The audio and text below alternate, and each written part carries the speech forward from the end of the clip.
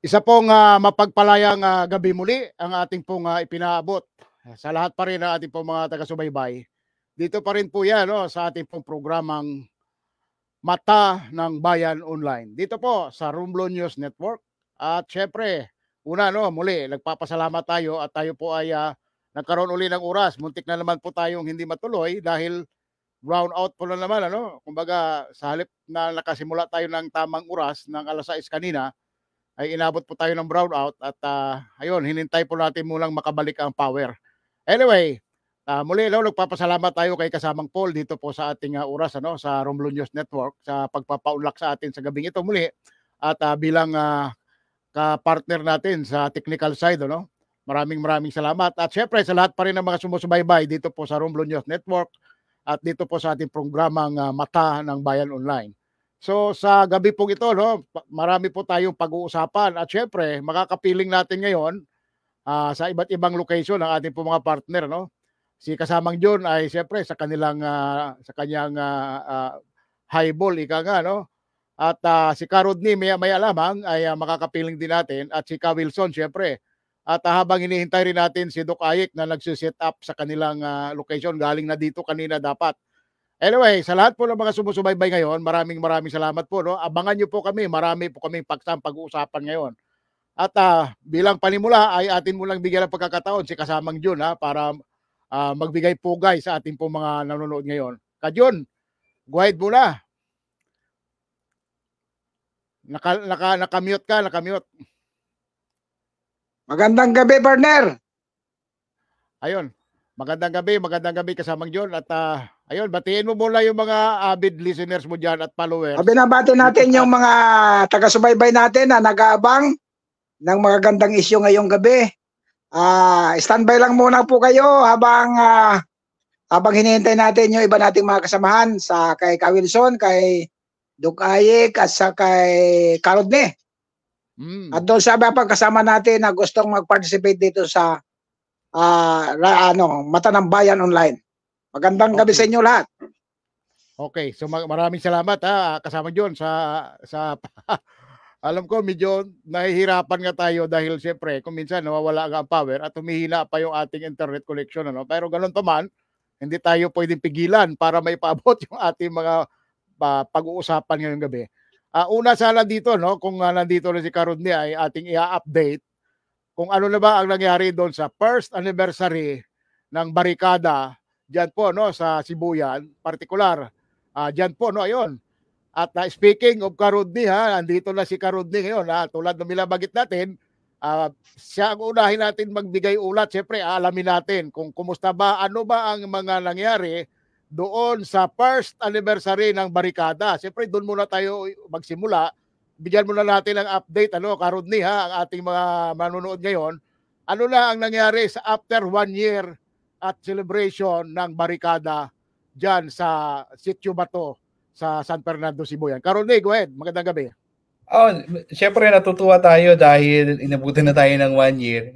On the other hand, nalulungkot din kasi nadyan pa rin active yung exploration permit ng mining company at hindi pa rin ka-cancel yung mineral production sharing agreement nila.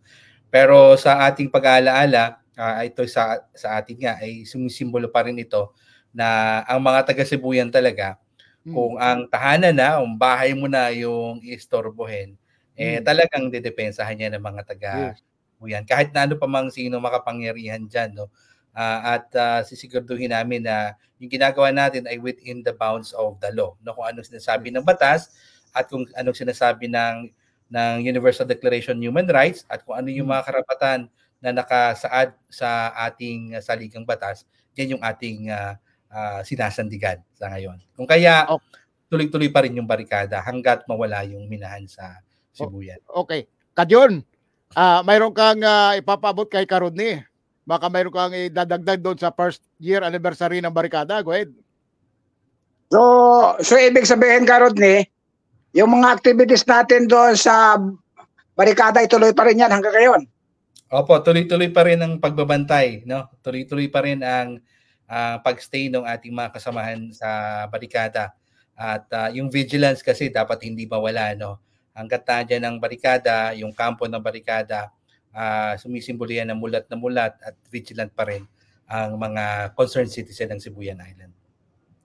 Okay. Hindi ba natin pinasasama sa munisipyo yan as bilang tourist destination yan? Balikadang yan. Ay parang mukhang tourist destination na rin nga dahil kung may mga kahit i-declare o hindi, ano? Kahit i-declare o hindi. Pumupunta na doon yung mga tao. So karon din, no? Bigyan lang natin ng kunting background. Ano yung mga nangyaring activities on the day ng mga anniversary? Alam ko maraming mga activities Bigyan lang natin ng kunting background ng ating mga nanonood ngayon. Nagkaroon ng vigil, no? Nagkaroon ng vigil yung sa barikada simula nung 29th ng 29th pa? 29th ng January hanggang February 2, no? February 2 may vigil. Nagkaroon din ng Thanksgiving rally nung February 4, no? February 3 nagkaroon ng misa at may concert din tayo na ginawa nung Sabado, no? That is February 3. February 3. Oo. May concert na ginawa, but at the same time may mga art workshops po tayo na yun yung sa mga kabataan naman sumali sila na lalong-lalo na yung may mga abilidad sa pag-drawing. At nagkaroon tayo ng magandang mural at kasama doon sa mga nagbigay ng workshop ay yung world-renowned na artist or muralist si A.G. Sanyo, no? Mahigit maraming pinuntahan na yung mga iba't ibang bansa at nag-mural siya sa Makati, sa Maynila, sa ibang lugar sa Pilipinas. Yung mga malalaking mga painting na nakikita natin. At syempre yung Musikang Bayan ay bumalik din. At natutuwa tayo dahil nandiyan pa rin yung mga tao, no, na sumusuporta sa barricade camp at tuloy-tuloy ang pagiging vigilant sa mga ginagawa ng mining company.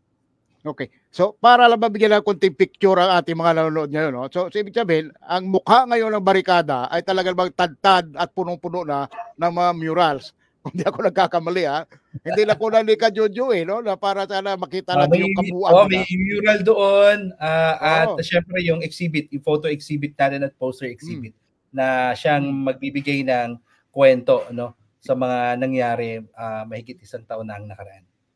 Okay. So kasama diyon, mayroon ka pa idadagdag bago tayo lumipat sa ibang paksang pag-usapan with Karodney? Doon sa barikada anniversary, mayroon ka pa idadagdag? Kajon? Wala, mamaya na. Okay. So, balikan natin si Karodney, no? Karodney, alam ko na mayroong mga issues ngayon na kinakaharap pa rin diyan, ano, sa Sibuyan, sa location ninyo. Particular, itong issue na yun na yung kinakaharap, may mga legal issues na naman diyan, lalo na doon sa Pambi, sa kuno ito. Bigyan natin ng idea ating mga kababayan, no, para at least alam nila kung ano yung actual na nangyayari diyan sa ground. Bigyan natin sila ng blow by blow na mga pangyayari diyan. Go ahead.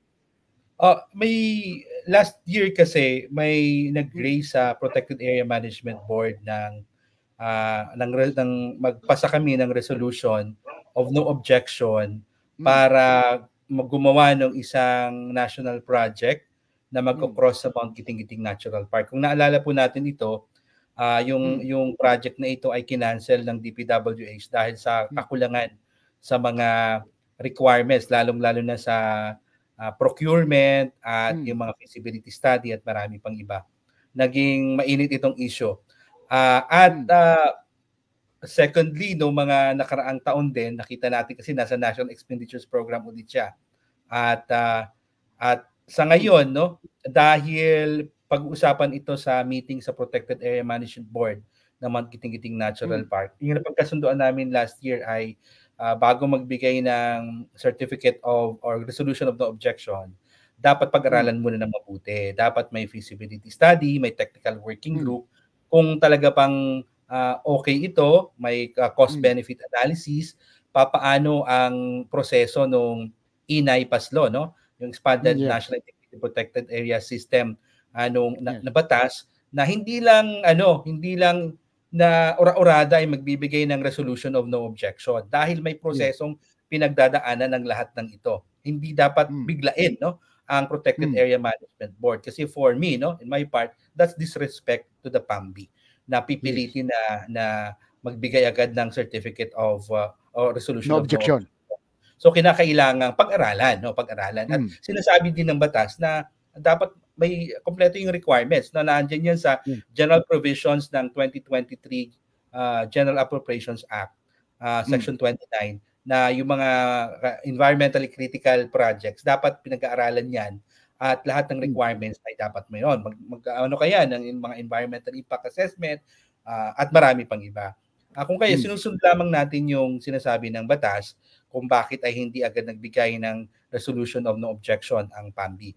Kaya sa susunod na meeting sa Lunes, pag-uusapan naman ulit ito kasi first time na kasi 'di ba dapat tayo sa media dapat pinag-aralan natin, nag-investigate kung totoo nga ba ito at kung nagdududa tayo ay titingnan natin kung talagang naandun yan sa dokumento, no? At nakita natin sa pag-investigate natin sa General Appropriations Act ng 2023 na pag-alaman natin na may phase 1, phase 2 pala na nakalagay na ang proyektong ito, yung cross-country road sa Magdiwang, magko-cross siya sa papuntang San Fernando.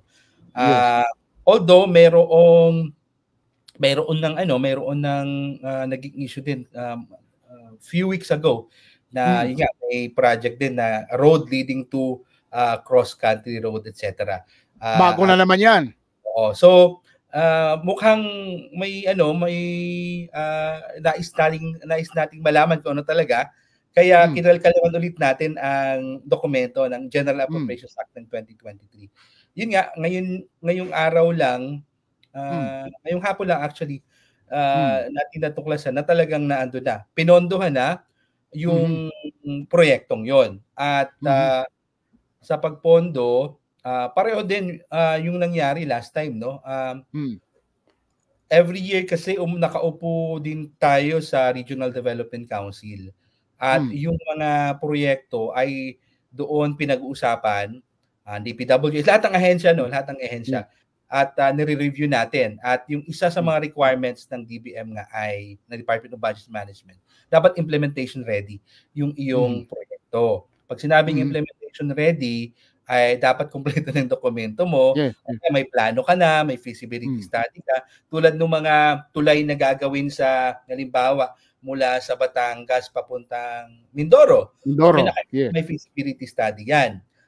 Yung mga, halimbawa, yung daan, no, mula sa Abra de Ilog patungong Puerto Galera na hindi pa natatapos dahil may mga requirements, no, na dapat i-comply ang DPWH dahil nga may mga iba't ibang issues on biodiversity among others. So pareho lang yan pinagdadaanan. Etong sa cross-country road, pareho din. Siyempre, kasi unang-una, environmental critical area siya dahil magko-cross ka sa protected area.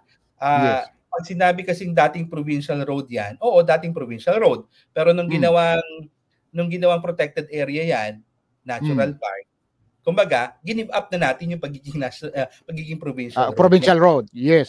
Ayun, kung sasabing provincial road, okay. Pero ang national government cannot actually spend for a local project like a provincial road. Kinakailangan mo munang i-convert ang isang provincial road to national into provincial. So that the national budget can be used for that, no. Pero at the end of the day, still hindi pa rin kasi protected area na siya, unlegislated protected area na siya.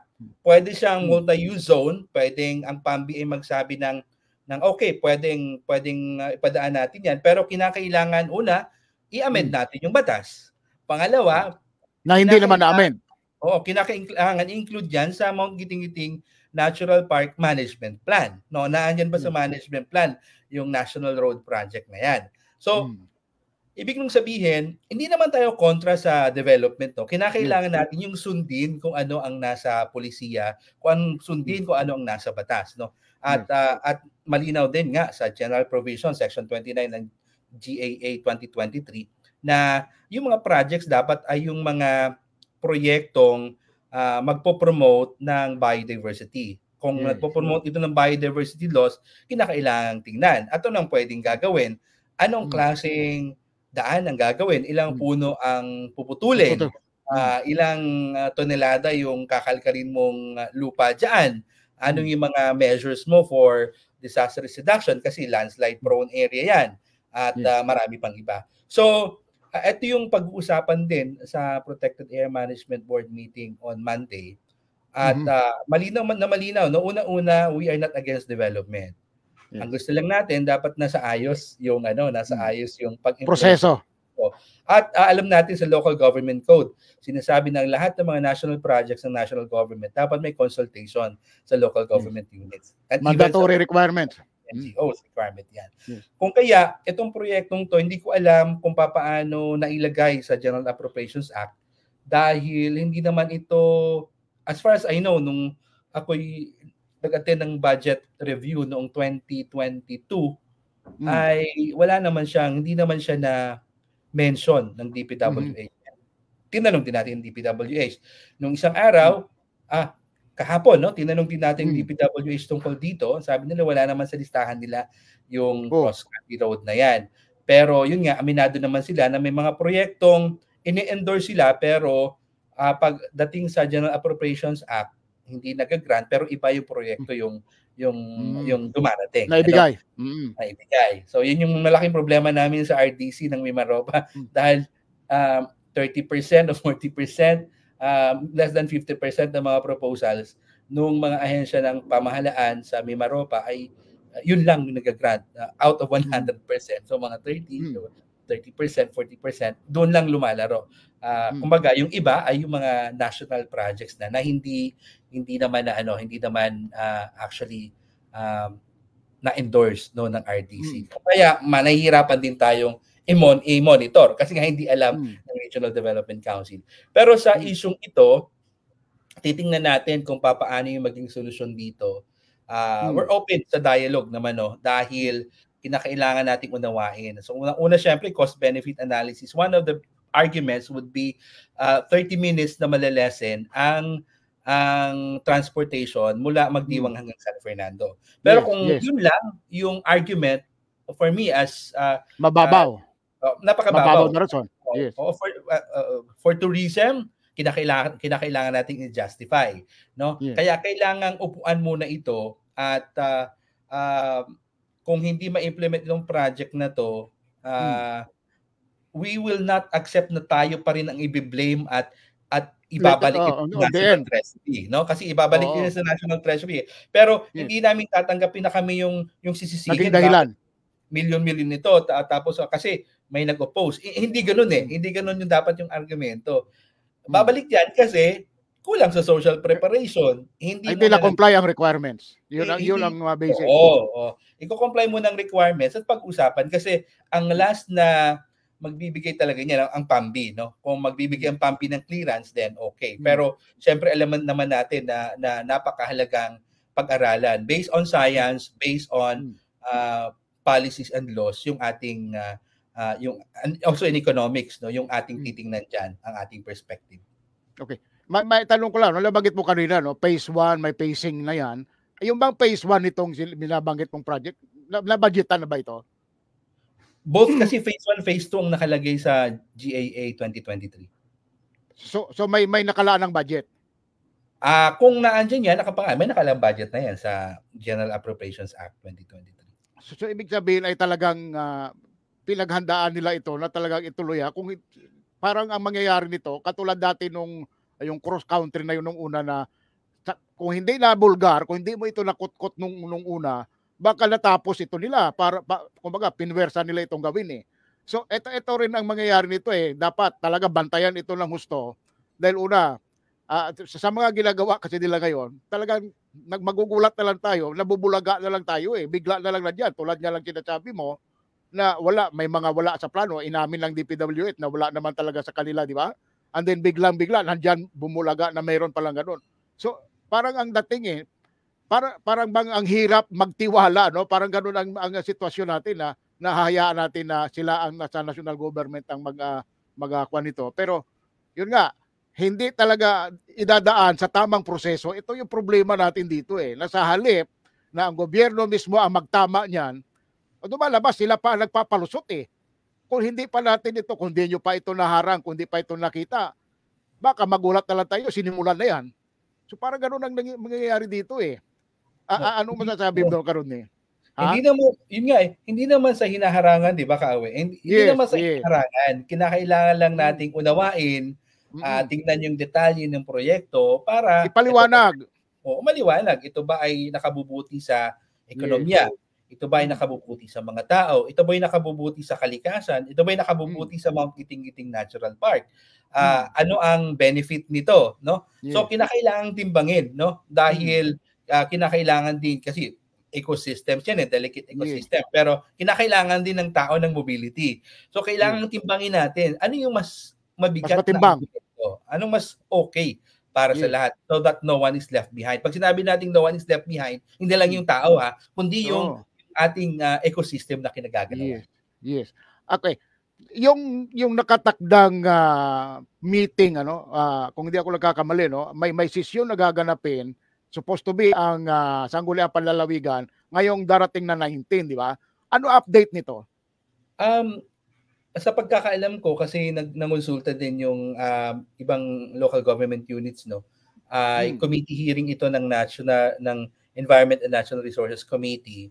And I think headed by si SP Jojo Beltran yata yung chairperson. At narinig ko na mukhang i-reschedule yata yung committee hearing on Monday. So ma-reschedule March 4. Dahil wala daw available na mga members yung committee for the meeting. Pero hopefully wala pa kasing kaming na-receive na notice, no, officially. Tinatanong ko pa yung mga naimbitahan kung naka-receive sila ng notice na reschedule yung committee hearing. So titignan pa rin natin yung schedule na yon. So inaasahan mo ba, Karodney, sa grupo na padadalan kayo ng notice? Hindi tayo invited Ang invited lang sa club. Yung sa barangay tsaka sa munisipyo. I think yung Menro din ng San Fernando ay invited. Hindi ko alam kung invited din yung mga taga-mining company. Pero hinihintay pa natin yung official communication kung meron nga pa talaga communication o sulat na i-reschedule yung committee hearing. Ito ay regarding sa community development program ng mining company. Okay. So kasi ang isa sa pinagdududahan natin dito ngayon, alam nila na magkakaroon ng protesta kasabay nung gagawin nilang committee hearing na ito Hindi kaya ito ang dahilan kung bakit nila na-reschedule? Natakot siguro sila? Hindi kaya ito ang dahilan, Karodney, sa tingin mo? Hindi ko rin alam kung anong naging dahilan, no?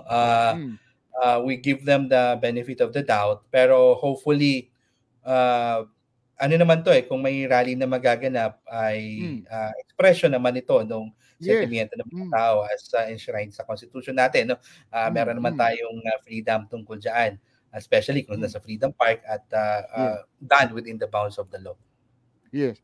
Kasi kung ang rason lang ay walang mga darating, ay bakit nila in-schedule kung wala pala mga darating na mga members, di ba?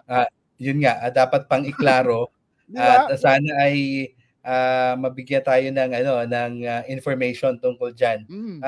Tuloy-tuloy pa rin yata yung communication ng mga nag-organize din, no, nung mobilization. Pero maghihintay pa rin tayo kung ano yung decision talaga, final decision kung matutuloy o hindi on Monday. Ano ang plano ng grupo, Karodney? Kahit matuloy o hindi, ma-reschedule man ang schedule ng committee hearing, tuloy pa rin ba ang ang pagpunta doon sa Freedom Park at mag-conduct pa rin ng rally? Anong plano ng grupo? Atin pong i-confirm, no, sa mga organizers natin para at least, no, klaro yung ating information, no. Siguro i-share na lang natin via social media tsaka sa Romblon Media Association kung tuloy din yung mobilization ng mga taga-Sibuyan at kung tuloy din yung hearing. Pero as far as I know, as of now, ay yun nga, rescheduled on March 4 yung committee hearing. That's the latest information I received. Kajon, may idadagdag kang katanungan kay Karodney? Kajon, nakamute ka, nakamute. nakamute ka.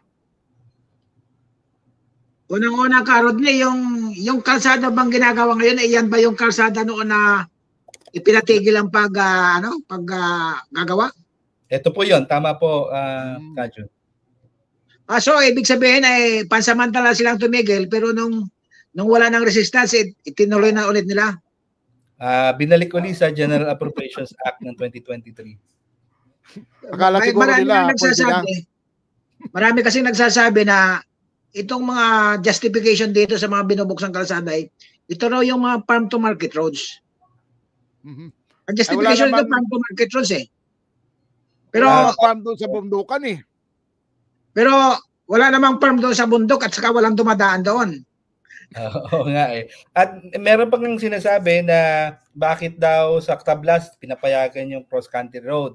Sa Sibuyan ba't ayaw nyo? Isa lang naman yung argumento dyan wala naman ditong protected area Kasi yun. Yes. Protected area. Nadaanan mo. Protected area Ako'y nagdududa, atin na lang ito. Hindi kaya nasa kanilang GPS na may mga mina dyan sa dadaanan ng mga kalsadang yan? Siyempre, hindi natin may pagkakaila sa may Diwang area na dyan yung gold, sa Espanya area, no? Na dyan yung nickel. Kaya nga, kasi ang iniisip ko baka camouflage lang yan kunyari ay road construction, pero actually may mga minang madadaanan yan. Definitely po, definitely kasi naandyan yung based on the geological mineral map, meron talaga diyan kung titingnan natin yung available na data. At saka itong ito partner, itong nakaplano na committee hearing ng Committee on Environment ni SB Jojo Bilran ay kung ito'y naka-schedule, ano ba ang dahilan hindi nila itinuloy? Unang-una, so walang quorum? Paano ba walang quorum? Iko-confirm pa rin po natin, no? Sa pagkakaalam ko kasi, kinakailangan mag-submit ng kopya ng Community Development Program tsaka iba pang dokumento ang mining company sa Sangguniang Panlalawigan. At naisabit ito at in fairness din kay SP Jojo, sabi ni SP Jojo ay hindi lang ito noted, dapat kailangan pag-usapan ito sa pamamagitan ng committee hearing. Kailangan nating tingnan kung ano ang sentimiento ng tao, anong sinasabi ng batas, ano yung mga periods of submission noong mga requirements ng mining company. At yun nga, hopefully matuloy yung hearing na to dahil napakahalaga, no? Napakahalaga dahil binigyan ng kopya nung mining company ang Sangguniang Panlalawigan. At kinakailangan mangialam din, no? Hindi lang na itatago pag na-receive, itago lang, pero kaya nga binibigay sa Sangguniang Panlalawigan para tingnan, pag-aralan, ma-review at magiging basihan ng mga susunod na resolusyon o mga ordinansa, no, in aid of legislation. Yes. So dahil go ahead ka, John. Alam ko partner, pag ang isang hearing kaya lang ito'y mapupospon kung yung mga membro ng committee ay kulang o walang quorum. Pero kung ang committee ay kompleto naman yung quorum, yung mga membro nito, walang dahilan para ito mapospon. Kung hindi man dumating yung mga documents, kung hindi man dumating yung mga stakeholders na dapat humarap dyan, ay problema nila yon. Pero dapat, kung kompleto, kung may quorum naman, bakit hindi ituloy? O baka naman sadyang walang quorum sila. So tatanungin po natin. I-confirm natin sa committee, no? Sana matuloy, no? Pero kung hindi man matuloy, dapat ma-reschedule. And yung sa ating impormasyon, March 4 daw yung March 4. yung rescheduled na committee hearing. Baka naman nga talaga kulang sa quorum, may emergency, pero ang maganda ay meron, no? Matuloy yung matuloy yung committee hearing. Pero the mere fact na in-schedule nila yan sa February 19, ibig sabihin, well aware ang mga member ng Sangguniang Panlalawigan na mayroong ganon. At bakit magkakaroon bakit mawawala ng quorum sa unang-una, di ba? Di ba?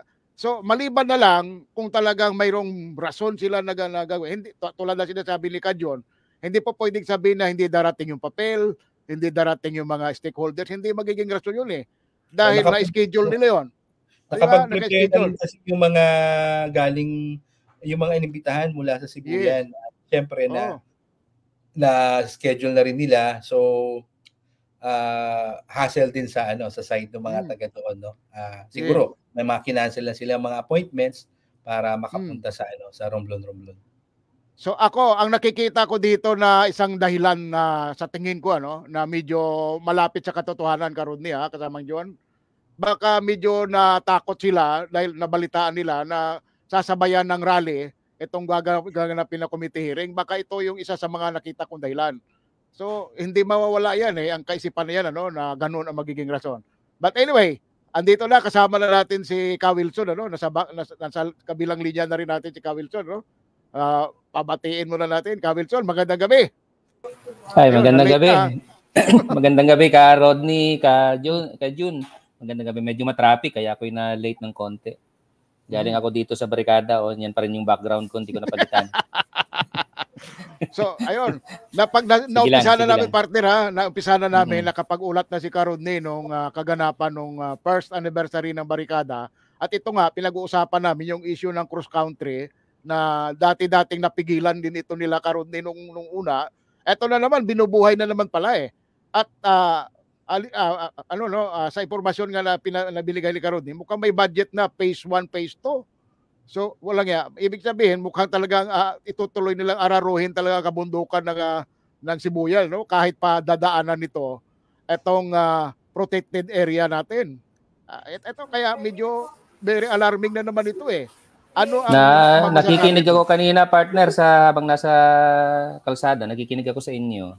Narinig ko nga yung report ni Ka Rodney na may panibago, parang may replacement project doon sa dating yung cross country, pero ngayon kasi ang hinahanap na kung sino na ang contractor sa Senado. Sino ba contractor So magandang makita natin kung sino kung sino ba ang contractor diyan, kasi kadalasan ang mga proyekto sa Kongreso pag nagba-budget proposition sa DPWH o sa mga departamento, marami minsan kadalasan ang nagpe-prepare ng budget ay mga contractor mismo. Yung pinopropose. So maganda malaman natin sino contractor diyan, kasi maraming controversial na contractor ngayon sa panahon nitong mga investigasyon sa Senado. So malamang hindi pa ngayon nakikita, pero ako yun ang interest ko sino. Kasi mamaya sa salidahan natin balikan natin si Ka Rodney. May idea ka ba, Ka Rodney, kung sino ang contractor nitong proposed cross country na to? Nakalagay ba yan doon sa program? Wala pa tayong nakitang kung sino contractor. We need to ask DPWH. Kasi 2023 GAA ito. Kung nag-bidding na ba o na-award na ba. Kasi minsan hindi natin alam yung kung sino ang na-awardan. Later na lang natin na ikita kung kung naka-post na sa website ng DPWH or naka-post sa dyaryo. So kailangan naman din natin kalkalin ang DPWH website para makita natin kung sino yung na-awardan na contractor, lalong-lalo na dito sa project na to. Kasi yun nga, alam natin na last PAMBI meeting na natin may nag-motion nga ng magbigay ng PAMBI ng resolution of no objection. Ay buti na lang nandun din tayo at nandun yung regional director ng DNR na siya nag-chair. Ang naging solusyon doon ay wag muna, mag-technical working group tayo at pag-aralan natin ito bago tayo magbigay ng resolution. So muntik na pala ma-issuean? Kung hindi ko wala kayo doon? Muntikan na. Nasa Zoom ako that time buti na lang may malakas yung signal doon sa may Starlink yata doon sa pinagmimitingan at natin na yung sinasabi nga natin, we're not against any development, pero gawin natin yan sa tamang proseso. Okay. Hindi kaya ako mukhang may naamoy ako rito na medyo mabaho, na medyo masangsang na amoy Mukhang ang nakasalang dito na naman sana mali ako na contractor dito, baka si Sunwest na naman yan. Ano Ka Rodney, ano sa tingin mo? Hindi ko pa alam. Titingnan natin sa Titingnan natin sa tanungin din natin ng DPWH tungkol dito. Kasi sila yung kumukupo dito ng mga malalaking mga project eh. Walang mga project dito na lagpas 50 million, puro kupo yan ng SunWest. At ito, dahil magkano nga ang amount nito, yung proposed amount nitong cross country na to, Karodney? Walang nakalagay doon sa Excel format nung GAA, pero hahanapin natin yan. Kasi dapat alam yan, di ba? Kaya nga proposed yan eh. Mayroon, hindi po pwedeng wala yan. Or else, magiging hula-hula ang gagawin nila dyan kung wala yung proposed budget, kung magkano yan. Di ba? Kung sino yung nabigyan. So, yun ang ating yun ang ating babantayan ng gusto ngayon. Anyway, partner ka Wilson, mukhang may alam ka sa kontraktor kung sino mukhang binabantayan mo eh. Hindi, ang alam ko diyan sa atin ay mayroong regular na kontraktor na makakasalubong naman natin yung mga truck at equipments yun diyan, napatagal na eh. So most likely kung mayroong papasok na proyekto ay sila rin ang makakakuha, di ba? Dahil nga sila ang in power ngayon, no? Na pwede nila talagang pakialaman ng mga proyekto kung saan ilalagay at magkano ibabudget. So, nandyan ngayon ang pinag-uusapan. So, ako lang ay nagdududa na lahat ng malalaking proyekto diyan sa ating probinsya ay the same contractors ang makakakuha. Anyway, pwede namang sabihin na mayroon naman talagang ganun di ba? Mayroong mga proyekto na ginagawa ng ating gobyerno na kahit na yan ay dumadaan sa lahat ng lahat ng requirements sa batas, sa procurement law at iba pa. Alam naman natin nasa Pilipinas tayo di ba? At maraming palusot sa ganyan. At lalo na't nasa Romblon tayo. Alam na natin ang paliwanag kung anong nangyayari sa lahat ng mga proyekto diyan sa ating lalawigan. At syempre yung basic rule, di ba? Basic rule yan sa ating diyan na trabaho talaga ng ay trabaho ng mga opisyal ng gobyerno ay gumawa ng proyekto. Kasi pag walang proyekto, malungkot. Di ba? Malungkot ang bulsa. Alam na, pag maraming proyekto, maraming pagkukunan ng grasya, di ba? Ganun lang naman ang ibig sabihin nun. At national government is the main source kasi nga ang local budget natin ay napakaliit sa ganyang klase ng proyekto. Hindi yan kaya ng ating local budget. So therefore, galing yan sa national government. So yun lagi ang yun lagi ang sinasabi ko, di ba, nung tayo ay nangangampanya pa nga dyan. Sinasabi ko lagi na sa totoo lang, kapag may mga anomalya na proyekto dyan sa ating probinsya, sa totoo lang, ang epekto nito ay hindi lamang dyan sa ating probinsya dahil sa totoo lang, subsidized ng national government ang mga proyekto dyan sa dyan sa ating probinsya. Ibig sabihin, yung perang ginagastos dyan ay pera sa taxpayers mula sa buong Pilipinas. Na dinadala dyan dahil kung budget lang natin dyan sa probinsya ang paiiralin, hindi uubrang ganitong klase ng mga project. So it's the national government. So meaning, may pakialam bang mga taga Metro Manila? May pakialam bang mga taga Luzon? May pakialam bang mga taga Visayas? May pakialam bang mga taga Mindanao sa Romblon? Meron. Gaya ng sasabihin din natin, may pakialam bang mga taga Romblon sa iba pang bayan? Meron. Kasi pare-pareho tayong taxpayer. At kung bilyones yung mga proyektong nandyan, di ba, na nadadala dyan sa atin, salamat. Pero sa totoo lang, ang dapat nating pasalamatan ay sino? Taxpayer. Kasi hindi naman pondo ni congressman yan, hindi naman pondo ni governor yan, hindi pondo ni mayor yan. Pondo yan ng mamamayang Pilipino na inallocate sa Romblon. Di ba? Ganun din sa ibang lugar. Mabuti nga sana, Ka Wilson, kung yan ay tax. Ang problema dyan ay kung yan ay loan pa. Ay, mas mahirap pag loan. Di ba? Parang, gawin na lang nating halimbawa, yung controversial na 51 billion sa Davao. Di ba? Pinakaswerteng distrito ngayon yun sa buong Pilipinas, sa kasaysayan. Di ba? 51 billion sa Davao. Alam naman natin ang paliwanag bakit nagkaroon ng 51 billion sa isang distrito sa Davao. Ay, ikaw diba? Na tatay mo presidente. Kaya nga, ibig sabihin nagagawan nga ng paraan. So, 50 billion ba yung 51 billion ba yon ay pera ng Davaoenyo? Hindi. Pera ng sambayan ng Pilipino yon. Pera ng mga taga Cebu yan, pera ng mga taga Tablas, pera ng mga taga Romblon ay kasali doon. Di ba? Kaya wag nating sabihin na wala tayong pakialam sa iba. At hindi rin natin pwedeng sabihin na ano lang yan, parang chamba-chamba lang yan, weather lang yan. Kasi kapag gano'n ang attitude, pag attitude natin ay gano'n, parang pasensya na lang tayo. Gano'n ang ibig sabihin, di ba? Pasensya na lang tayo. Okay, Kajun, ano yung sinasabi mo? Tinanong ko yung Tuko Humoni ngayon eh. Eh, sabi ng Tuko, loan daw yun. Yun ay mga loan yung umupo si Digong, ay 6 trillion lang ang loan na doble. Ay kasama na siguro yung 51 billion na yun doon sa mga loans. Ay kung napag-aralan ni Rodney yung ni Rods yung GAA, makikita doon kung ano ang source of fund. Kung yan ay ODA, kung yan ay general appropriations na galing sa general fund, may ano yan doon, may anong tawag dito? May sources of fund o doon sa, kasi nga ang title ng budget natin ay National Expenditure Program. NEP. So, itong gagastusin nito, dito manggagaling ang pondo nito. At in fact, mayroong mga linya doon, project doon na unfunded.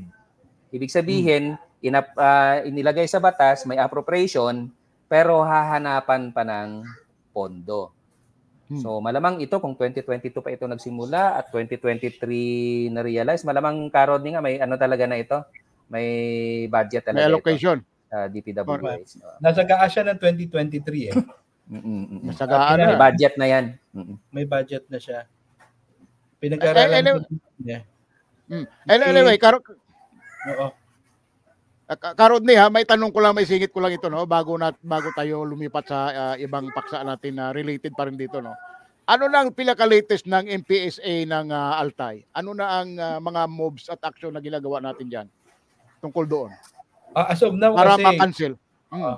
As of now, ang na-receive nating information ay hinihintay ng DNR yung decision ng Supreme Court, At sa ngayon pending pa rin sa Court of Appeals and hopefully ma-desisyon na agad within the year. Pero medyo matatagalan pa ito.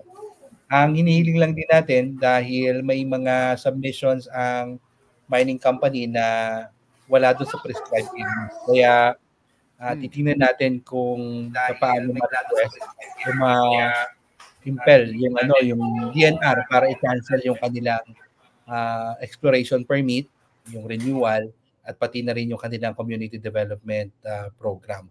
Sa MPSA kasi malinaw na kahit na malinaw pa sa malinaw pa sa kalimutaw na may violation talaga at may breach ng mineral production sharing agreement ang mining company. Kung kaya yun nga, sobrang tagal nung action din nung DNR at medyo napabagal pa dahil nga may pending na kaso sa Korte Suprema.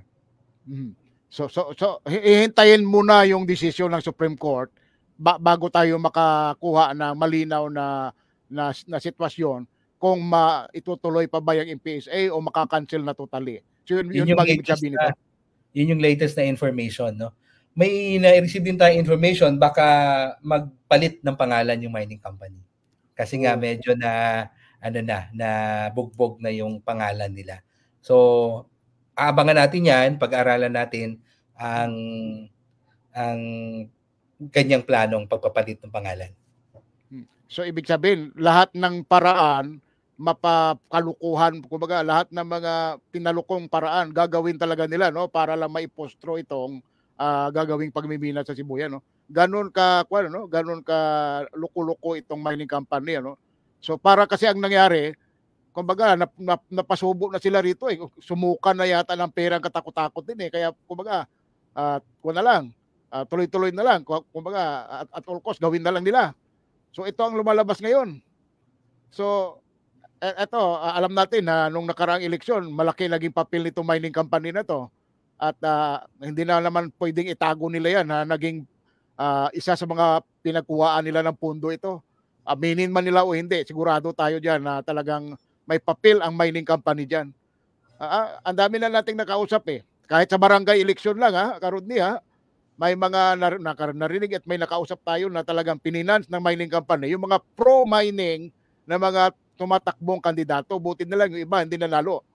So sabi ko nga, madadagdagan ang problema ni Ka-Rodney pag nanalo yung mga pro-mining na mga nagtakbuhan na yun. Ano masasabi mo doon, Ka-Rodney, ha? Tama ba yun? Titingnan natin kung ano yung magiging posisyon nila. Ang ginagawa natin, kinakausap natin yung mga nanalong mga BLG. No? May mga pro bang nanalo? Hindi natin masasabing pro-anti, no, dahil yung issue kasi ay nahaluan ng political lining, no. Ayan yung mahirap kung may mga critical na mga issues tayo at kung may mga political party or partisan na mga pressures or partisan na mga alignments, yun yung challenge sa ating ginagawa. Okay. Partner ka Wilson, mayroon ka idadagdag bago tayo lumipat sa isang napakahalagang paksa din na ating pag-uusapan? May dadagdag doon kay Ka-Rodney? Nakamute ka. Wala na siguro, partner, kasi medyo mahaba-haba na rin yung talakayan nyo doon tungkol diyan sa issue na yan. So abangan natin yan, gaya ng binabanggit nga ni ano. Tayo naman, ang habol natin ay hindi para mangharang ng proyekto, kundi tiyakin na ang proyekto ay tama. Kasi maganda namang may mga proyekto galing sa national government na nadadala dyan. Di ba? Kumpara naman sa wala, di ba? Pero siguraduhin lang na ang totoong makikinabang dito sa ganitong klase ng mga proyekto ay taong bayan. At maging ang kalikasan, kasi yung pagkasira ng kalikasan ay pagkasira ng taong bayan. Kasi nga, ang tinitiyak lagi natin sa kalikasan ay hindi yung pakinabang natin ngayon, kundi yung pakinabang ng mga susunod pang henerasyon. Kaya may mga bagay na nakareserba para sa susunod na henerasyon. Ngayon, yung mahirap, hindi pa ako pwedeng magkomento sa economic value ng mga ganitong klase ng proyekto. Kasi mayroong mga proyekto talaga na ginagawa at binabudgetan pero walang kinalaman sa anumang urgent o immediate na pangangailangan. Kasi siguro kung akong tatanungin, anong immediate na kailangan sa Sibuyan? Sigurado ako hindi kalsada ang isasagot ng mga tao. Hospital. Diba?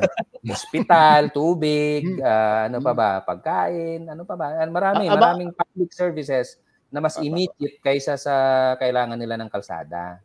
Sigurado livelihood yan mangunguna. Kasi kabuhayan yun diba? Ganun din problema din natin dito sa Tablas yan. Di ba? Dami na nating kalsada. Pero tambakan tayo ng kalsada, hindi naman yun ang kailangan ng mga tao dito. Hindi yun may sasaing. Hindi tayo natatraffic dito papunta sa airport, di tayo natatraffic papunta sa pier, di tayo natatraffic kung saan papunta. So hindi yan yung immediate na need natin. Yun nga, Ka Wilson, dito sa Tablas ay salabat na ang mga kalsada . Ang problema dito, marami namang mga bahayan ang walang tubig. Kaya nga, ang nakikita ko nga sa atin, ang immediate na pakinabang ng mga tao sa mga maraming kalsada diyan sa atin ay marami silang lugar na nakakapag-selfie. Yun. Diba? Yun lang. Kasi nandun sila sa tuktok. Talamban dyan. Talamban pa dyan. Talamban pa kayo dyan. Nakapagtalamban na ba ang lahat? Ibig sabihin. Tapos syempre, alam mo pag dumadami ang proyekto mo, dumadami ang MOOE mo. Ibig sabihin, marami kang i-maintain, marami kang aalagaan na mga... Kasi hindi naman pwedeng nagtayo ka, tapos bahala na. Hindi pwedeng i-maintain mo yan. So therefore, ang gastos sa mga ganitong klase ng proyekto ay hindi isahan. Tuloy-tuloy yan. Diba? Tinatanong ko nga, Ka Wilson, yung water district.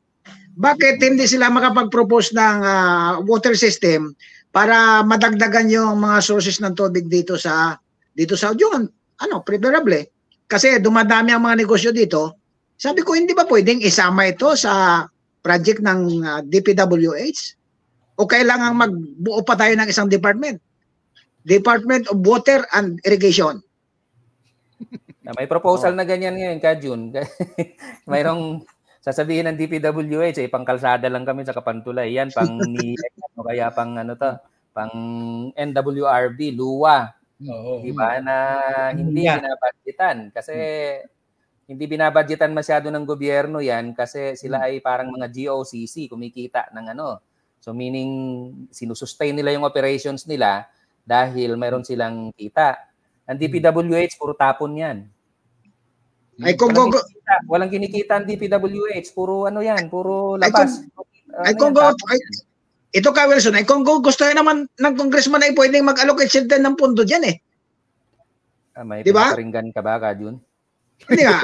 Pero alam mo naman natin na water is one of the basic need of man. Yes, opo. Kung basic need of man, bakit hindi natin maintindihan kung yung ating mga kaibigan na nasa gobyerno, bakit hindi nila maintindihan itong itayo nating mga project na ito? Ano ang dahilan? Okay. Speaking of water, nangampanya naman tayo nung nakaraang eleksyon sa buong Tablas, diyan sa District 2. Ang laki talaga ng problema ng tubig. Sobrang laki ang problema ng tubig. At ito mga kasama, speaking of tubig, eto na, papasok na tayo doon sa ating sinasabi kong isa rin sa pinakamalagang pag-usapan nating, alam ko, ito, mag-iinit din ang mga tenga nyo dito. Eto sa isyo. Itong impending na El Nino effect sa atin, ngayon, kinakaharap na natin to. Ngayon, kahapon, kami ni Kajon doon sa PSA, Philippine Statistic Authority na inflation report, nakasama namin doon si OPAG, si Albert. Oo. At doon namin nalaman, eto, baka uminit nga ang mga tenga nyo rito. Baka mabuisit nga rin kayo eh. Sorry, anong ibig sabihin ng OPAG? Office of the Provincial Agriculturist. Okay. Akala ko Malacanang eh. Hindi. OPAG. Dito lang yan. Ito Rodney ka Wilson, kasamang John. Medyo alarming ito na problema ngayon. Particular dito sa Romblon mismo. So alam ko, concerned din pa rin ito ng environment eh. Alam natin na ang unang-unang tatama ng El Nino yung ating mga magsasaka, di ba? Siyempre, dahil walang tubig walang pang-padilig sa mga tanim. Ngayon, tinanong natin kahapon doon sa PSA after ng presentation nung inflation. Anyway, ang inflation ng Romblon 6.7% as of yung January 2024 report. Ngayon, nung nakaraan, nung December ay 8.4. Bumaba. Pero hindi mo pa rin maramdaman yung pagbaba na sinasabi kasi take note, from 8.4 to 6.7, mataas pa rin yun. Di ba ang dapat sana kung masasabi nating medyo normal, 2 point something.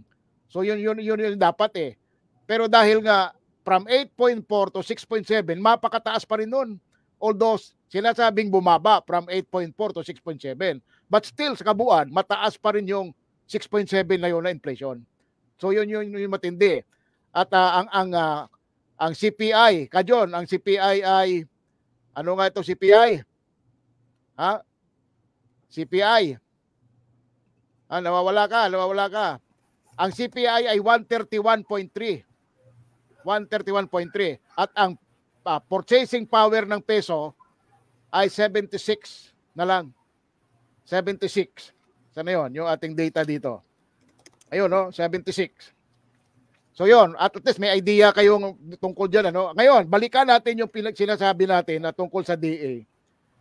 Walang plano wala tayong naririnig particular sa provincial government, particular sa chairman ng Committee on Agriculture, kung ano ang kanilang plano, mga kanila intervention dito sa mga paparating na ito. Hindi lamang dito sa atin ito eh. Buong Pilipinas, buong bansa ito. Itong El Nino pinomeno na ito. Walang plano, wala tayong narinig. Tinanong natin si Alpit Albert ng UPAG, wala eh. Pero ang very notable doon sa nangyari nagpropose sila ng project sa UPAG na bibili sana ng service van. Yung pangbiyahe ng mga lahat ng agricultural products. At nagkaroon ng kaugnayan sila sa DA Central Office. At ang hinihingi lang ng Central Office DA, counterpart ng provincial government, sa halagang 1.2 million lang para ma-materialize yung dalawang service na yon. Ang purpose noon, yun ang magagather na mga produkto mula sa ibabang bayan para nga maging stable ang presyo. Pero napakalungkot, yung 1.2 million hindi man lamang naibigay ng provincial government. Reaksyon. Una si Karodni siguro. Karodni, go ahead. Oo. Kung hindi siya na-include doon sa budget, halimbawa for this year, kinakailangan hanapin talaga yon, hanapan ng paraan. Yes, ang preparation kasi ng budget niyan, maliban kung mayroong amendments, anong tawag niyan? Reappropriation, i-amend yung appropriation for the next year or for this year. Or supplemental. O mag-supplemental sila.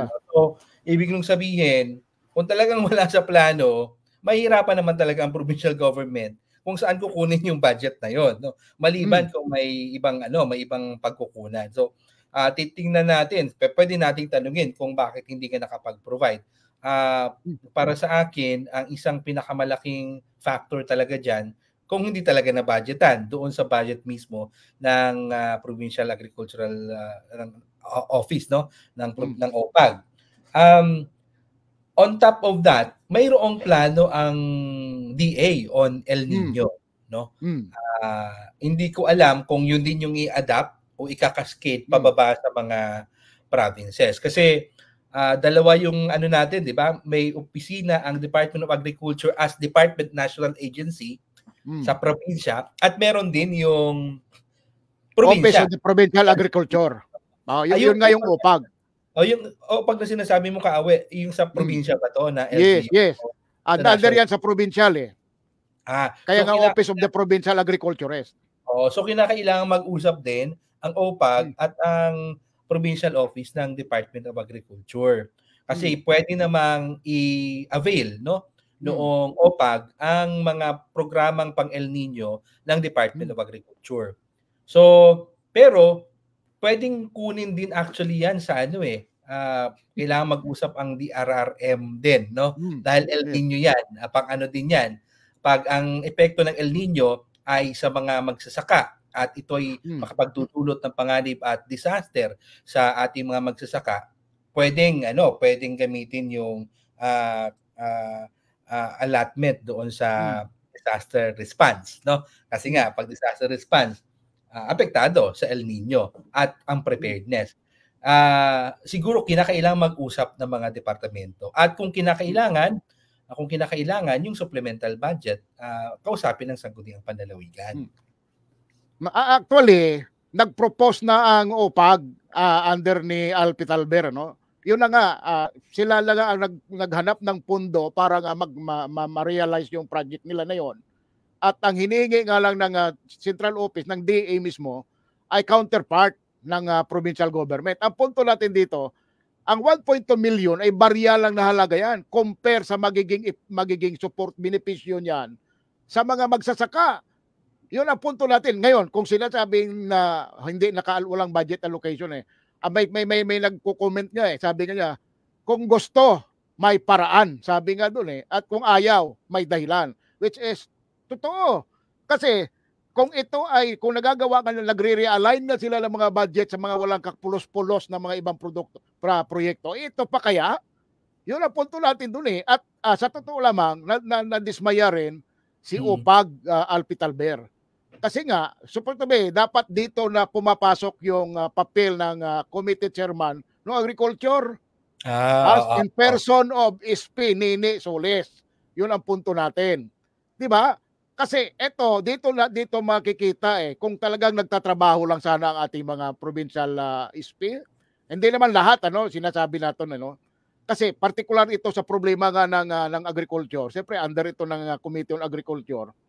Ito dapat na-anticipate na nila kasi itong El Nino, last year pa ito sinasabi ng balita, magkakaroon tayo ng bla bla bla, 'di ba?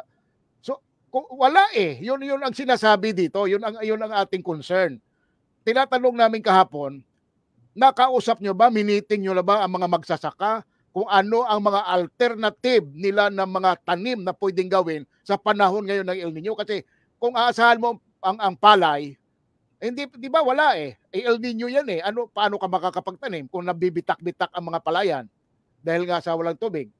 Yun ang ibig sabihin, ano mga partikular na mga produkto na gulay o pananim ang pwedeng itanim ngayon ng mga magsasaka sa panahon na umiiral ang El Nino. Hindi natin alam, walang ganung plano eh. Yun ang punto natin dito ngayon. Ka Wilson, reaction doon.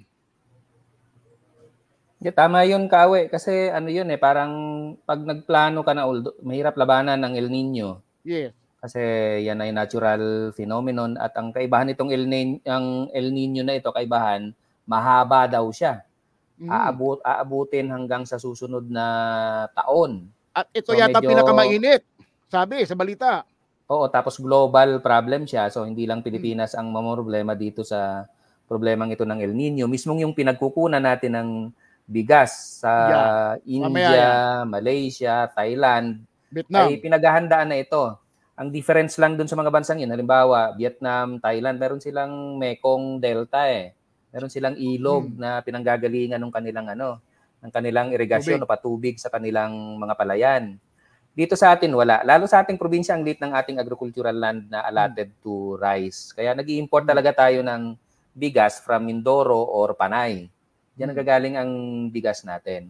So kung mamumroblema ng supply ng bigas sa atin, maging yung nanggagaling lang sa kapitbahay natin, malaking problema yan. Malaking problema yan. So kailangan maghanap talaga ng alternative.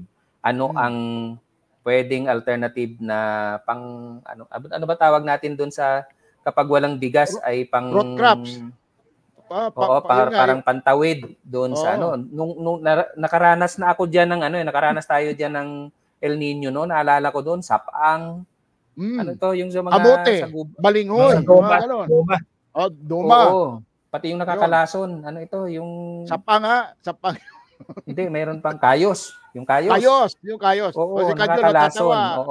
Naranasan ko yan sa yan. Ngayon, wala na rin ganun halos. Di ba? So, ang problema ngayon, lahat ay binibili sa palengke. Di ba? Binibili sa palengke kasi hindi naman lahat ng tao na ngayon ay nagpo-produce ng sarili nilang pangangailangan katulad dati. Di ba? Na self-sufficient ang bawat household, bawat pamilya. Ngayon, bibili ka sa palengke. So, yung parang pag nagplano ka ngayon, hindi agricultural production lang eh. Nakuha niyo yung parang hindi lang kailangan mag-produce para dahil darating ang kundi ano ang availability nito mga produktong kailangan nito sa merkado. Continuity pati ng supply. Dapat tinitingnan yun. Yung pag-link nung kaya nating i-produce diyan at yung link nito doon sa mga bagay na hindi natin kayang i-produce niyan at saan kukunin ay talagang kailangan pag-aralan ng gusto at planuhin ng local government. Kasi paano kung wala kang mabili sa palengke? Wala ka nang sariling tanim, wala ka pang mabili sa wala ka pang mabili sa palengke. Gutom ang aabutin, di ba, ng mga tao. Si Kadyon sa palay sa report ng bigas, si Kadyon kompleto ito Kadyon, iikuan mo lang. Bigyan mo lang ng idea. Alam nyo, yung natatandaan ko yung panahon ayaw ko na nga sanang balikan ito eh. Itong panahon ni Doc Lolong bilang gobernador, 1 year before sa kalamidad, kung yan man ay El Nino, nagpe-prepare na yung management committee, nagme-meeting na yan eh. Ano ba ang alternative na itatanim ng ating mga farmer? Maghahanda na yan, munggo. Maghahanda na, mag-distribute na rin ng mga, maghahanda na yan ng mga munggo, naka-imbak na doon sa extension office para yung mga farmer, kung hihingi ng pangtanim, mayroong maibibigay. Ano pa to? Tinutulungan or binibigyan ng guidelines na magtanim sila ng mga root crops. Ito yung mga balinghoy, kamote. Ito kasi yung alternative or supplement, food supplement na pwedeng kainin ng tao pag walang bigas. Ang problema nito ay hindi ko malaman kung nag-prepare ba sila. Kasi sa panahon ng El Nino, marami ding dumadating na sakit yan sa mga piste sa mga halaman, piste sa mga hayop. Hindi ko malaman, naghahanda pa sila. Hindi naman natin alam, wala namang report tayo narinig. At saka dito sa palay na ito, sa ngayon kasi kahit nabigyan mo ng farm inputs yung iyong mga palayan, darating din ang araw na mababa ang production ito. Alam niyo kung bakit mababa ang production? Ito ay naka-forecast na eh. Naka-forecast ito ng Department of Agriculture na habang lumalala ang global warming at saka climate change, almost 25% ang magde-decrease sa production ng palay. Sinasabi lang ng national government na tumaas ang ating production ng palay. Ay kung tumaas ang production ng palay, dapat hindi sana tumaas yung ating bigas ngayon. At sana'y maabot natin yung 20 pesos. Yun pala ka, Wilson, yung 20 pesos palang bigas, hindi pala bigas, kanin pala yon, isang takal na kanin, 20 pesos na yon. 30 na yun dito. pala sinasabi. Anyway, balikan natin ha itong plano sana karon with karon no, yung plano ng upag na yon na bibili. Tama yun na approach kasi 'di ba? Ngayon kasi tinatamad ang ating mga magtatanim, magugulay na magtanim ng marami kasi nga pagka bumabagsak ang presyo. Kaya tinatamad sila. Sayang halimbawa pag panahon ngayon, tig-pitsay, magtatanim ng karami-raming pitsay ang mga tao. Ay pag dinala mo sa palengke, siyempre dahil ang dami, babagsak kaya tinatamad sila. Samantala, kung mayroong magkukuha niyan, yung mga sobrang supply, pwedeng dalhin sa Mindoro para nga ang presyo ay magiging stable. Yun sana ang plano nitong upag sana. Which is maganda sana nga ang plano. Pero doon nga, medyo nadismaya sila doon sa counterpart na yun na halaga, hindi man lang nagawa ng paraan. So yun ang punto natin dito Kaya nga sabi ko, dapat talaga ito ay makalampag ito rin ang ating mga provincial sangguniang palalawigan na sana, sabi nga namin kanina sa program sa radyo, ito panahon to, hindi ito panahon ng politika, hindi tayo dito namumulitika, hindi ito tayo sa nambabatikos na ninira. Nagtutulong-tulong tayo dito, we are united as one, sabi nga 'di ba? One Romblon, para ma-address natin itong problema na ito, nitong impending El Nino na to. At dahil nga pagkain ang involved dito, ay kung sabi nga ni Al Pitalber kahapon, yung supply natin ng bigas talagang kulang na kulang ang local production, hindi talaga makakasapat. Umaasa lang tayo sa mga import. Ay paano kung ang mga bansang pinagkukunan natin ay putulin na rin at bawasan na rin or lilimitahan ngayon ang pagbibigay sa atin ng bigas? Anong mangyayari sa atin? Yun ang tanong.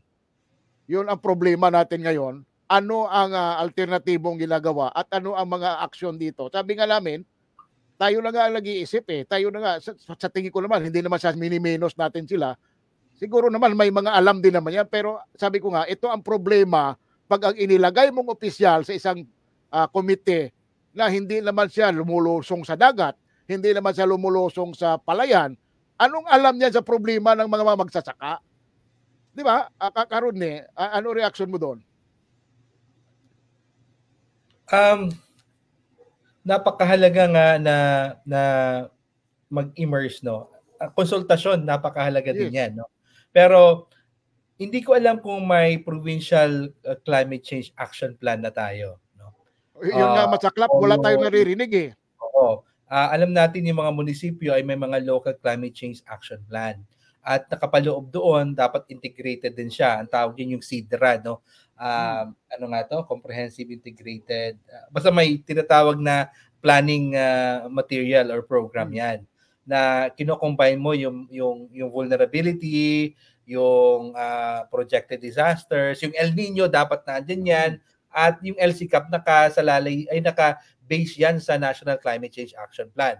May 8 priority program siyang LCCAP, yung NC na nakabase sa NCCAP. Ang isa doon sa priority areas ng National Climate Change Action Plan na nandoon din dapat sa LCCAP ay yung naandyan yung environmental and ecological stability, yung water sufficiency at yung food security. Yung food security number 1 yan sa pitong priority areas.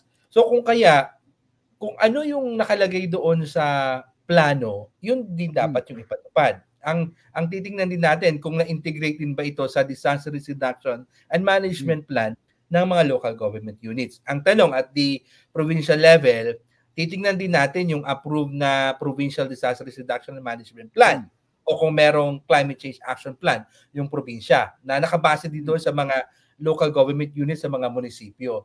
Kung walang plano sa El Nino, halimbawa yung OPAG, babalikan niya ang plano na nakalagay doon sa LCCAP o doon sa DRRM plan nung probinsya. So ano lang yun tawag niyan. Simpleng ano lang yan ng pag-unawa doon sa mga existing na mga plano. Pero yun nga, iba din kasi ang konteksto ng El Nino sa taong to. Nagsimula siya late 2023 at magtutuloy-tuloy siya 2024, halos kalahati ng 2024 o baka lalampas pa. So, it's a matter of actually collaborating with other departments. So, kumbaga, kung hindi na pagbigyan yung 1.2 million, saan pwedeng kunin? Dapat kausapin yung RRM o dapat kausapin yung iba pang mga pwedeng ahensya. Hindi lang DA yan maaari kang humanap sa iba pa, no? So pwede pang habulin yan, no? Kasi ano pa lang, first quarter pa lang tayo at maaring pwede ring erase natin yan sa Provincial Development Council. Hindi ko pa alam kung kailan yung magiging first quarter Provincial Development Council meeting. So for me, it's my commitment din na i-erase din natin yan sa Provincial Development. Pakikuan mo nga ito, Karudi, erase mo nga siya. O kasi kasi ano to development issue din to, lalong-lalo na sa sektor ng food security and agriculture. Yes. Oo. Naalala ko, partner. Naalala ko, sundan ko lang yung binabanggit ni Rodney. Nung in-announce itong phenomenon ng El Nino, napanood ko ang press conference, interagency press conference na led by DOST. At si secretary pa nga natin, si Secretary Rene Solidom, at mga staff niya nagpapaliwanag tungkol dito sa phenomenon nitong El Nino na ito.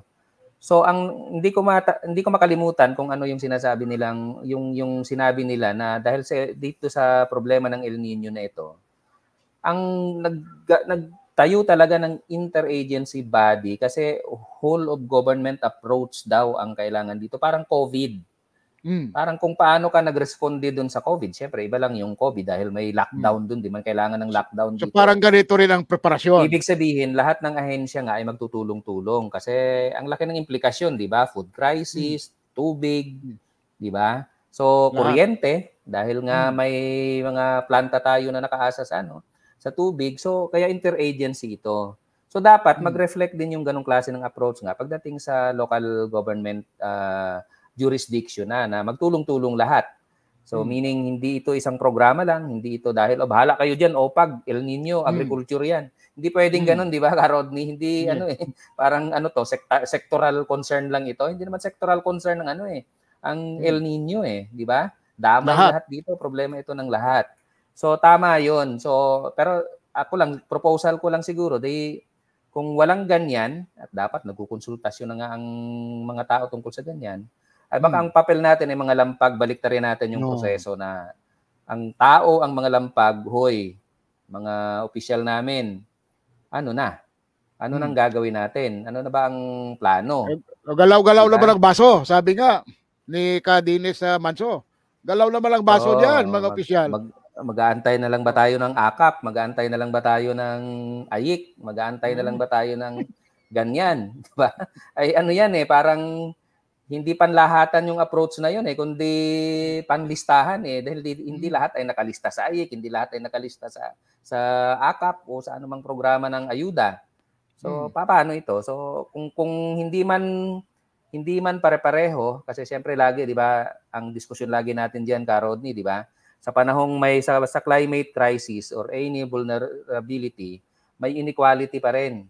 Oo. Kasi nga yung mayayaman ay kaya nilang problemahin yung problema nila Di ba? Samantalang tayo, mag-aircon lang 'yon pag mainit o kaya hahanap ng ibang lugar kung saan nila pwedeng i-enjoy pa yung kanilang buhay, 'di ba? Pero ang mga mahihirap walang ganong capacity para mag-adapt sa ganitong klase ng sitwasyon. Kaya nga dapat ang programa ay mas nakatuon sa mga hindi kaya. O kaya ipanlahatan para ma-address itong lahat ng ito. Kung may problema ang tubig, kailangan maraming anong tawag dito? Maraming mobile na truck na magdi-distribute ng tubig sa lahat ng barangay at kung saan ito pwedeng kunin.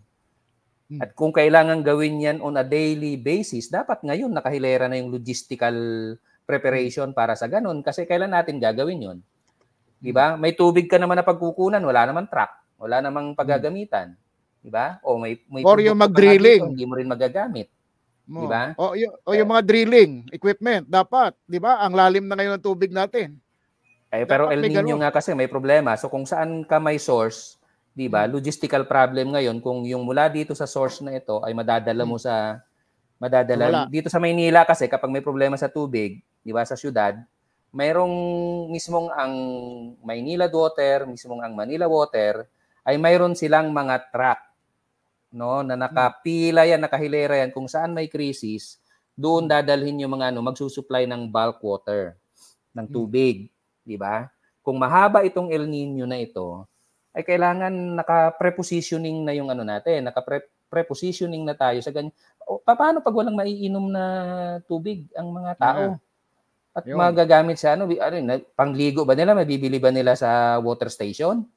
Di ba? Panglaban nila, makukuha nila sa water station. May napakalaki talagang problema yan. So, therefore, yung logistical nightmare at yung budget support sa ganyang klase na ngayon ay talagang parang pinoproblema mo talaga yung totoong problema at expected na mangyayari talaga yan. Ngayon pa lang, dapat nga noon pa kasi nung nag-announce last year, mga October pa yata yun o August, nung mag-announce sila ng sabi parang ang announcement nga doon, para ka nang nagpe-prepare ng may malaking bagyong darating o mas matindi pa sa bagyo kasi nga El Nino ito.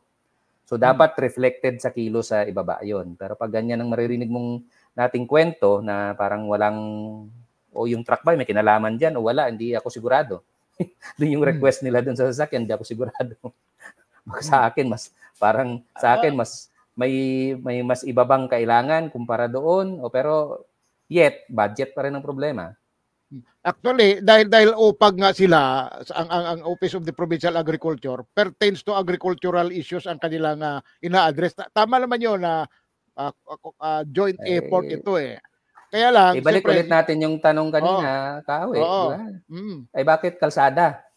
Yan nga ang tanong ngayon uli. Ayan, panibagong solusyon tanong. Ba yung kalsada sa El Nino or sa At pagdating sa kalsada, walang problema sa budget, milyon-milyon ang binabudget eh. Samantala, di ba, ang hinihingi lang ng Provincial Agriculture, 1.2 million para lang ma-counterpart.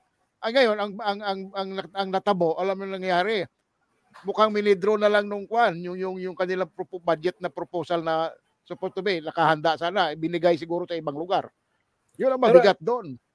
Yung van ba na yun ay for El Nino purposes o yung for regular services? Ay, kasama na doon sa plano nila kasi siyempre ngayon yung masigit na kailangan. 'Di ba? Kung maalala natin pala, 'di ba mayroon ang national government ng kadiwa ng mga ban na pinamigay dito?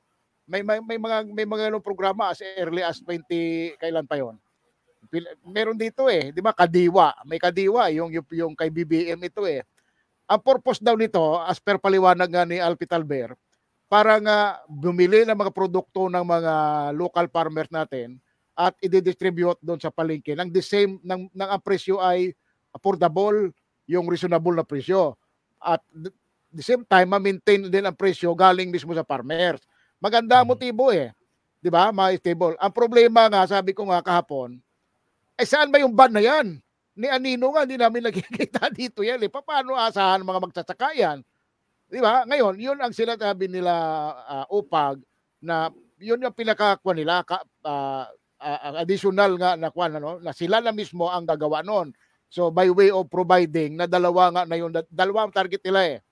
Dalawang service ban na yun na panghakot nga talaga ng mga gulay, ng mga farmers para lang matulungan nga sila. Siyempre, i-encourage mo sila magtanim eh. And then kasi pag magtanim yun, pag nagkaroon na ng produkto, siyempre dapat kunin mo yun para hindi sila ma-oversupply, hindi sila ma-demoralize na mura pala, wala pala, nabulok na lang. Mga ganun baga. So yun ang plano. So siyempre, dahil sasakyan yan, pang long term din ang purpose noon. So kasama na siguro doon karon yung sinasabi no, pang El Nino, kung ano pa yun na plano. But primarily, yun ang purpose nila, alalayan nga ang mga magsasaka sa mga produkto nilang itatanim ngayon para ang presyo ay hindi malugi yung ating mga magsasaka. Di ba? Nabalitaan nga natin yung mga sa Central Luzon, mga kamatis tinapon na lang eh. So ito rin kasi dito ang ating anticipation na pag nagtanim ang mga magsasaka natin dito, particular dito sa Tablas, na mga gulay, kunyari, mga ampalaya, dumagsa ang ampalaya, siyempre ang tendensya niyan, kung sumubra ang supply, mumura, di ba? Pero kung mayroong nga hahakot, mamimaintain mo yung presyo. Hindi tatama rin yung ating magsasaka na magtanim. Yun ang punto nun eh, yun ang purpose.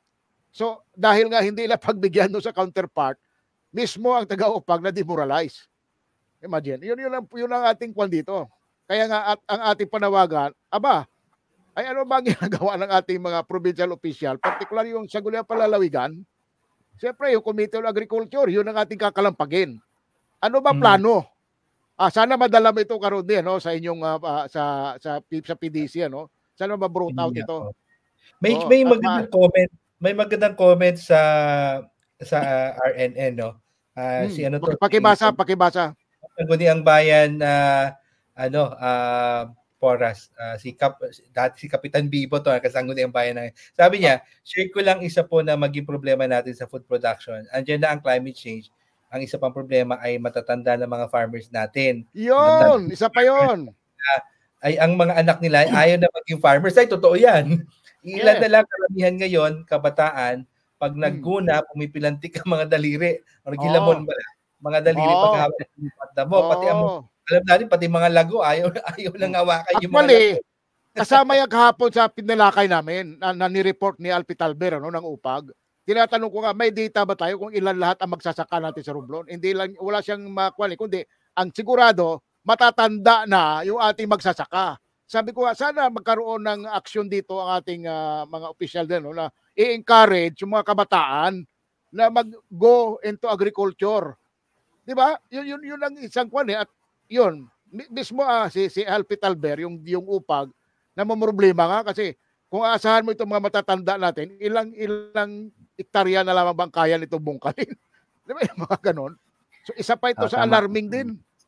Di ba? Noted na yung problemang yan, Kawe, even ng national government, ng Department of Agriculture. Kaya nga nag-o-offer ang ng scholarship mga mga diyan sa problemang yan. State universities, no? Meron agriculture, may agricultural technology, ganyan. Yan ang problema natin Tapos ang ipopromote sa atin ay foreign investor sa pabrika o sa anumang mga pero totoong problema yan. Kahit yung nakausap namin dati yung Deputy Foreign Affairs Secretary ng Vietnam, mismong sila pinoproblema nila yon kasi nga yung rural population nila ay pumupunta na sa syudad at naghahanap doon ng trabaho dahil nga yung kanilang opportunity ay mas nakikita nila sa syudad kaysa sa probinsya. Dito sa atin ibang na yan. Mas kikita ka pang mag-construction kaysa magsaka ka O kaya ay magmotor, maghabal-habal. Ano yan parang hindi mo naman masisisi yung ating mga kabataan kung gano'n ang naging choice nila. Kasi sobrang hirap naman talaga magsaka. Mahirap ang trabahong pagsasaka. So hindi nila titiis, hindi nila pagtsatsagaan yung ganung klase ng Kaya nga ang solusyon diyan, modernization na talaga. Hindi naman kailangan lahat ng tao ay magsasaka Yes. Identify a place, identify an agricultural land that can feed the whole island, the whole province, parang ganon. Imagine, isang pinakamaganda example dito, partner Karod, Netherlands. Kaliit-liit na bansa ang Netherlands. Napakaliit na bansa. Pero second largest exporter of agricultural products in the world, next to Russia. Imagine that. Diba? Ang US ay pagkalaki-laking kontinente, pero mayroon silang at least parang 2 million hectares of agricultural land that can feed 200 million people in America. Nag-e-export pa sila. Diba? So kailangang may ganun Kailangang pinaplano ng gusto 'yon, di ba? Nag-e-export ang Vietnam, nag-e-export ang Thailand, nag-e-export ang iba pa. Anong ibig sabihin pag nag-export ka? Sobra na ang produkto, di ba? Sobra na ang produkto mo, kaya pwede ka nang magbenta. Dito sa atin, iba problema. Importer tayo. O di ba? 'Yun ang problema. At may importation tayo na national level At mayroon tayong importation na local level, gaya nung sa Mindoro natin kukunin yung bigas, sa Panay natin kukunin yung bigas, yung sibuyas, etc. Kasi hindi natin napuproduce locally. Diba? At alam natin yung Netherlands sa Wilson, mababa yung elevation nila. Average 13. Tama. Above sea level lang. Puro tubig nga doon eh. Puro tubig doon. Swamp, karamihan doon. So, ibig sabihin lang yan, nasa leader yan, tama bang sabihin nyo? Na nakadepende kasi sa leader yan eh. Siyempre. Kung magaling.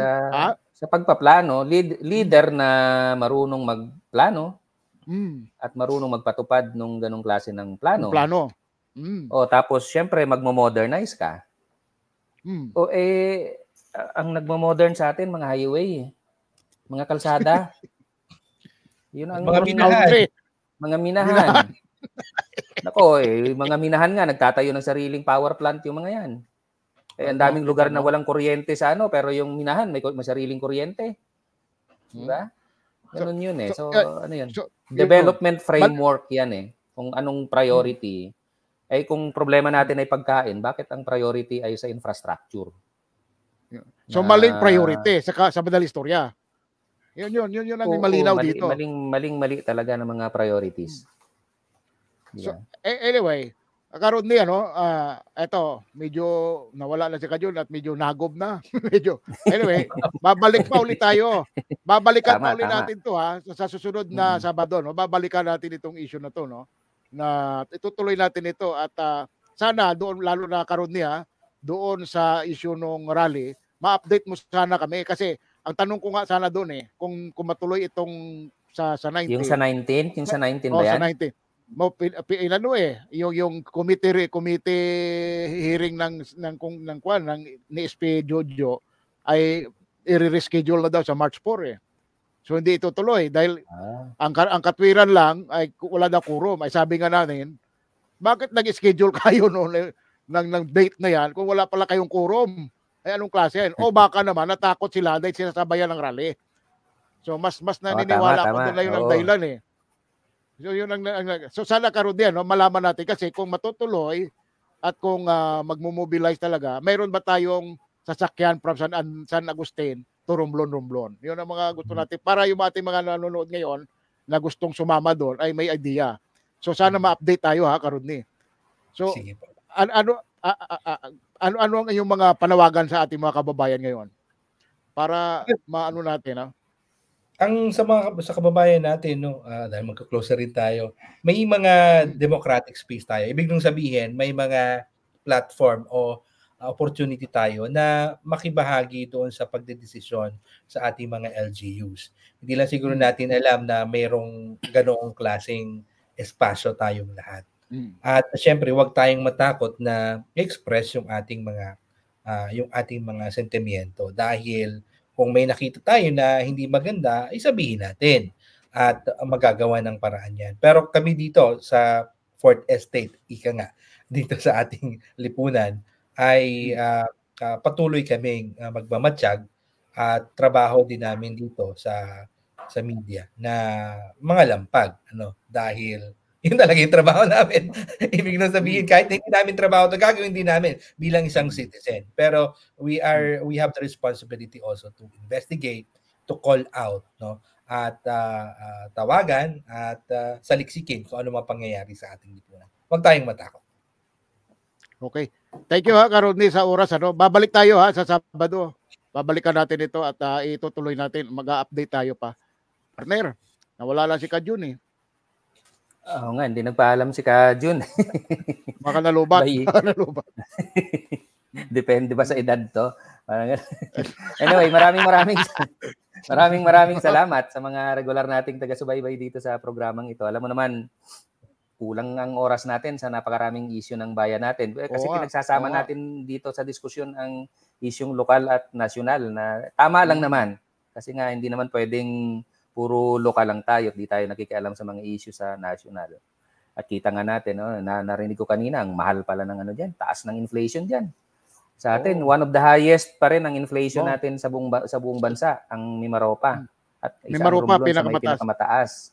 So, kung 6.7 pa diyan, 2.8 na ang headline inflation natin sa national average eh. So napakataas pa rin. Sobrang at ang pinakamalaking contributor sa pagtaas ng presyo, pagkain. Bigas in particular. Bigas na nabanggit kahapon iba pa. Lalo na sa atin diyan, imported ang maraming pagkain natin diyan, yung ginagamit natin sa pagkain, 'di ba? Lahat ng sangkap, lahat ng maliban siguro sa ilang mga gulay-gulay diyan, pero kahit nga gulay mahal diyan sa atin eh, 'di ba? So ano 'yan? So wala pang hindi pa masyadong epekto ang El Nino, ganyan na tayo. So what more?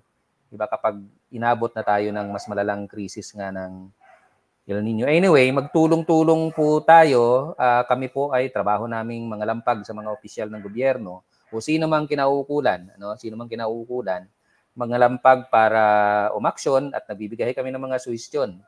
Hindi naman tayo nagyayabang na tayo ay may alam na dapat nilang gawin. Ang tangi lang natin magagawa ay magmungkahi, magpaalala, di ba? Magbantay. Isa pang malaking bagay yung magbantay. Kasi minsan ang krisis ay naaabuso. Tama ba ka, Rodney? Tama. Ang krisis ay naaabuso. Kasi nga maraming nagkakaroon ng ibang oportunidad sa panahon ng krisis. Kaya kailangan bantayan yun. Hindi lang yan, di ba? Yung Yolanda, yung sa Mindanao, yung sa maraming kwento tungkol sa paanong nangyayari kapag may krisis. Kasi habang nagkakrisis yung karamihan, ay mayroong masayang mayaman ng iba. May masayang iilan na nakakapagsamantala para dahil ang krisis na ito ay nakikita nilang mas oportunidad sa kanila. So, tama lang yung gawin natin itong mga bagay na ito. At kung may nasasaktan, di ba? Kung may nasasaktan sa atin o mayroong natatamaan ng bato-bato sa langit, ay kayo na ang magpasya sa inyong sarili kung kayo ay magagalit o hindi dahil wala naman kaming pakialam masyado kung kayo ay magalit o magmahal sa amin dahil trabaho lang naman ito. Di ba? Huwag kayong, kung masaktan man kayo sa mga naririnig nyo sa amin dito, sabihin nyo na lang, at mag-react kayo kasi bukas itong palatuntunan na ito. Diba? At sa susunod, magpaimbita kayo para sagutin anumang mga napag-uusapan dito. Noon pa natin sinasabi yan na bukas itong programang ito, palatuntunan ito, kung kayo ay gustong, kasi meron tayong batas na right to reply. No? Yes.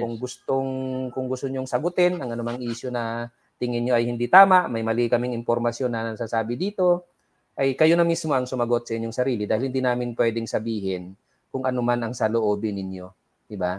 Kundi kayo mismo o spokesperson ninyo. Kung mayroon kayong itatalagang tagapagsalita ninyo, dito sa palatuntunang ito ay pwedeng-pwedeng. So, magandang gabi po, at maraming salamat sa ating mga kasimanwa. Okay. So muli, Ka-Rodney, maraming salamat sa oras. At babalik tayo sa Sabado uli, partner Ka Wilson. Babalikan natin at marami pa tayo. Wala pa ito sa kalangkingan itong ating pinag-uusapan na ito, lalo na sa issue ng climate change. Alam ko, ito ang mga forte ninyo at kailangan natin ito na maibahagi sa ating pong mga kababayan. Tulad nga lang sinasabi kanina ni Ka Wilson, bato-bato sa langit, ang tamaan ay sinadya. O yan, para doon sa mga opisyal natin na hindi kumikilos, galaw-galaw, galawin ang baso. Yun ang ating panawagan. Muli, sa lahat na gusto pong magbigay ng kanilang kasagutan sa mga natutungkulan na partikular sa natalakay natin na issue ngayon, pwede po kayo, bukas po kami rito para po kunin ang inyong panig din nang may parating din natin sa taong bayan ang inyong mga totoong ginagawa kung meron man. Kung hindi man namin nakikita yan, so, hinihintay po namin na ipaabot nyo sa amin at para maibahagi natin sa ating mga kababayan. Muli, maraming salamat sa ating po mga nanonood. Sumubaybay sa atin mula sa simula hanggang sa matapos tayo na hindi po bumitaw. Maraming salamat po. Kami po ay magpapaalam na muli. Ito po ang inyong lingkod, Awe Eranes, na lagi nagsasabing, Diyos mabalos sa inyong gabos. Lord, kayo na po ang bahala.